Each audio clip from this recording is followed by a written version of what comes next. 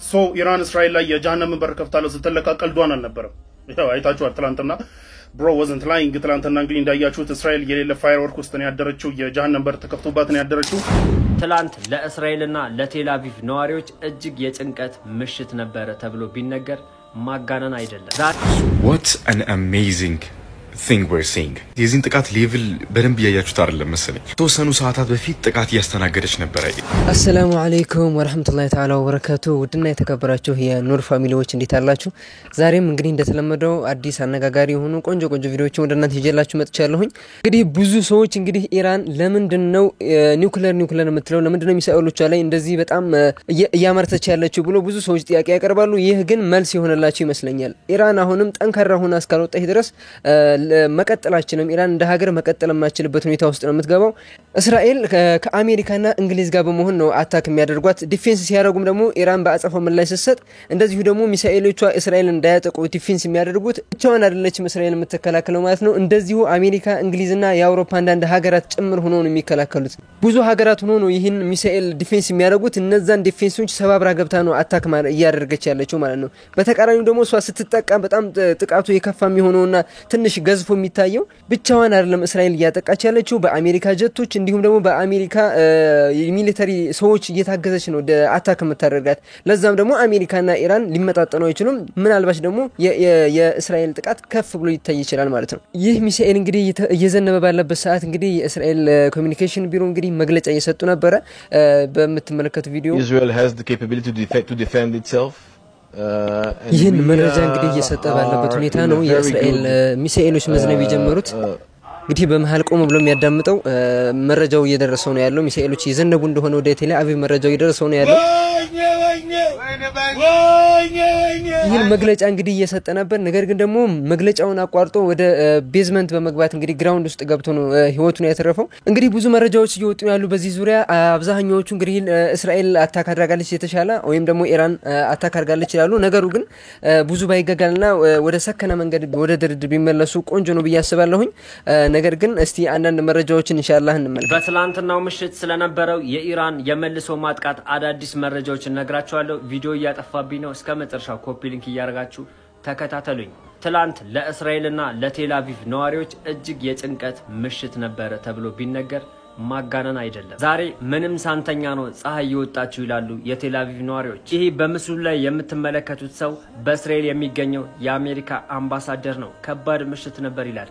በአንድ ምሽት ብቻ 5 ጊዜ ወደ መደበቂያ ካምፕ ሮጫለሁ ብሏል። ሱብሃንአላህ። እውነት ለመናገር ከላይ የምትመለከቷቸው አዲሶቹ የኢራን ጀነራሎች እጅግ ለእስራኤል ሌላ እንቅፋትና ሌላ ራስ መታት ይሆናሉ ብዬ አስባለሁ። ምክንያቱም ከተሾሙ ከጥቂት ደቂቃ ከጥቂት ሰዓታት በኋላ ነበር ይህን የመሰለ አስደማሚ ጥቃት በእስራኤል ላይ የሰነዘሩት። ኢራን በትላንትናው ምሽት ብቻ 5 ዙሮችን ያካለለ ጥቃት የሰነዘረች ሲሆን እጅግ በጣም በሚያስገርም ሁኔታ ቴል አቪቭ ስትናወጥ ነው ያመሸችው፣ ስትናወጥ ነው ያደረችው። እጅግ በጣም በብዙ ቦታ ፍንዳታዎች ይታዩ ነበር።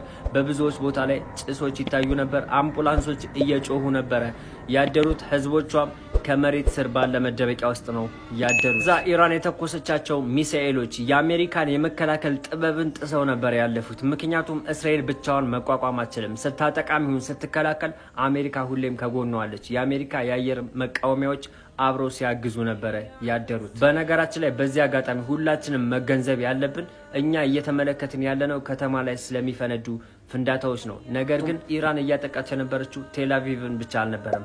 ሌላ ብዙ ከተሞችን እያጠቃች ነበር። ብዙ የጦር ቤዞችንም እየደበደበች ነበር። አዳዲስ መረጃዎች ዛሬ መውጣታቸው አይቀርም። በደንብ ኮፒ ሊንክ ሼር ፖስት እያደረጋችሁ አዳርሱ። አሁን ለሁሉም ሰው ግልጽ የሆነለት ይመስለኛል። ኢራን ኒውክሌር ያስፈልገኛል የምትለው ለምን እንደሆነ ለሁሉም ሰው ግልጽ የሆነ ይመስለኛል። ኢራን እንደ ሀገር ትቀጥል የምንል ከሆነ ኒውክሌር መታጠቅ አለባት። በቃ አንድና አንድ እስራኤል የታጠቀችው ኒውክሌር ባይዞ እስራኤል አልታጠቀችም ብለው ቢያወሩም አስታጥቀዋታል። አሁን እንግዲህ በቅርቡ በወጣው እንግዲህ መረጃ መሰረት እስራኤል የኒውክሌር ባለቤት እንደሆነች ማለት ነው መረጃዎች ይጠቁማሉ።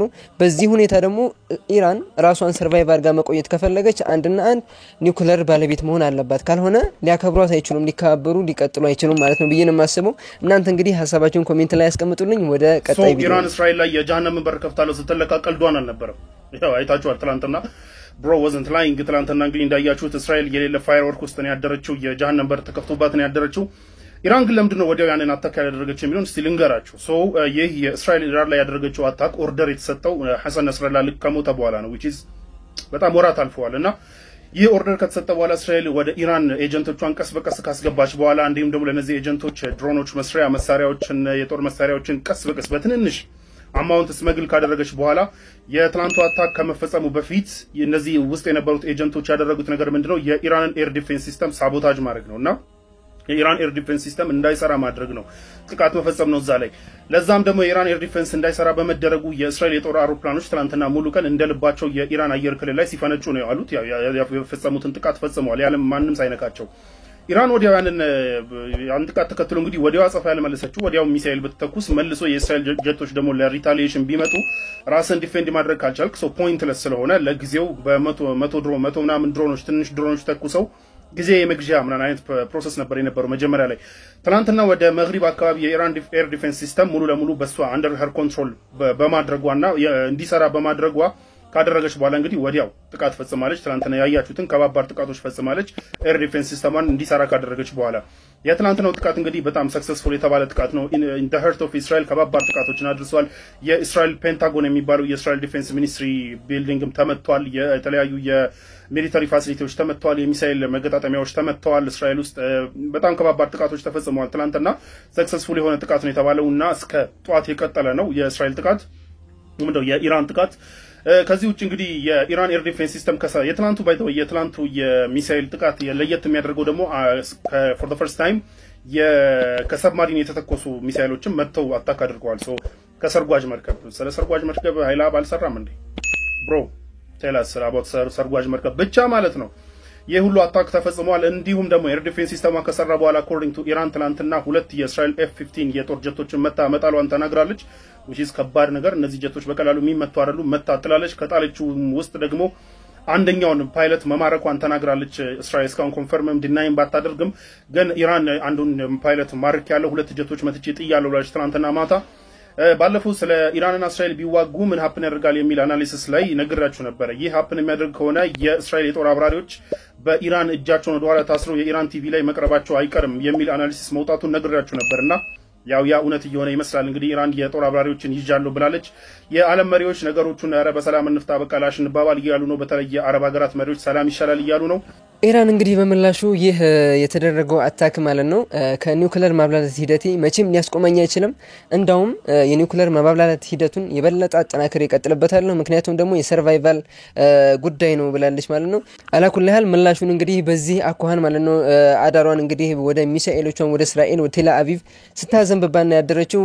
ቪዲዮዎቹ መረጃዎች እንግዲህ የሚያሳዩት ይሄን ነው ቀጣይ ቪዲዮ ኢራን ምሽት ላይ ባደረገችው ጥቃት እስራኤል ምን አይል ተጎድታለች የሚለውን ስንመለከት 40 የሚሆኑ ዜጎች ከፉኛ ተጎድተዋል ብዙ ህንጻዎች ወድመዋል ከ5 በላይ የሚሆኑ ዋና የሚባሉ ህንጻዎች የመከላከያ ሚኒስትር ዋና መስሪያ ቤቱን ጨምሮ ማለት ነው አንድ ግለሰብም ህይወቱ እንዳለፈ ነው የተነገረው ኢራን ትላንት ምሽት በ5 ዙር ጥቃት ስታደርስ አብዛኛው የእስራኤል ዜጎች ከመሬት ስር መከላያ ጣቢያ ውስጥ ተደብቀው ነበር እሱም እንዳለ ሆኖ ግን ትንሽ የማይባል አደጋን የደረሰው ቴል አቪቭ ላይ ማለት ነው እስራኤል ባደረሰችው ጥቃት ደግሞ ከ70 በላይ የሚሆኑ ኢራናውያን ትላልቅ የሳይንቲስቶች ዶክተሮች እና የጦር አዛዦች ተገድለዋል ሌላው ደግሞ ኢራን ባደረገችው ጥቃት ትልቁ ጥቅም ቴል አቪቭ ውስጥ ሰላም የለም አሁን እዚህ ጋር እንደምትመለከቱት ትልቅ የሆነ ሰላማዊ ሰልፍ ተቃውሞ እየተደረገ ነው የሚገኘው እንደውም አብዛኞቹ በጋዛ የተገደሉ ህጻናትን ፎቶ ይዘው